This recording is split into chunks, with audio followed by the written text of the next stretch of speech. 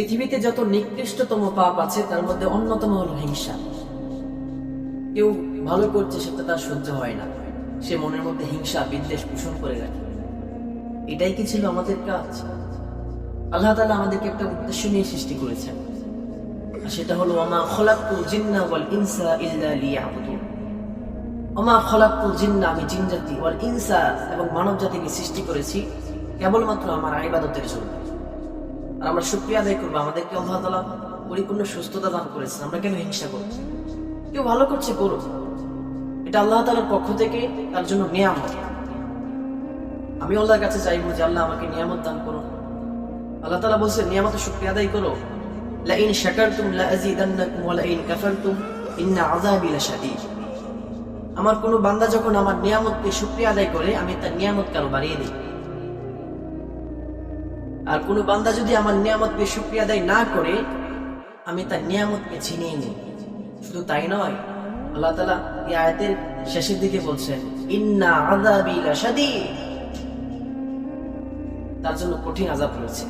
ইন্না আযাবি লাশাদীদ, নিশ্চয়ই সে কঠিন আযাবের মুখোমুখি।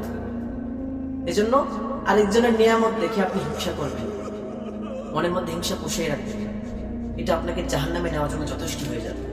আপনি আপনার নিয়ামতকে বাড়ান। আপনার রিজিক কম, আপনি রিজিক বাড়ান দোয়ার মাধ্যমে। দোয়ার মাধ্যমে ভাগ্য পরিবর্তন করা যায়। আপনার আমার জন্মের আগেই রিজিকটা সীমাবদ্ধ আমাদের, তো সেটা আল্লাহর কাছ থেকে চেয়ে নিতে হয়। কেউ যদি চোখের পাপ করে, চোখের জানা করে, তাহলে তার নিয়ামত কমে যায়। এটা থেকে বিরত থাকে। আল্লাহর কাছে বলেন, আল্লাহ তাকে যেমন দিয়েছো আমাকেও ঠিক এমন ভাবে নিয়ামত দাও যেন আমি সচ্ছলতার সাথে চলতে পারি।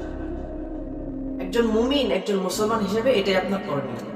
তা না করে আপনি অন্যের ভালো দেখে, অন্যের রিজিক দেখে, অন্যের নিয়ামত দেখে আপনি হিংসা করছেন, বিদ্বেষ করছেন, তার নামে গুজব ছড়াচ্ছেন, তার নামে আপনি বিভিন্ন মিথ্যা অপবাদ দিচ্ছেন। কেন? একজন শিক্ষিত, একজন মুমিন, একজন মুসলমান তো এটা কখনোই করতে পারে না। আল্লাহ তাআলা আমাদের সকলকেই তৌফিক দান করুন যেন আমরা এরকম হিংসা বিদ্বেষ থেকে বেঁচে থাকতে পারি।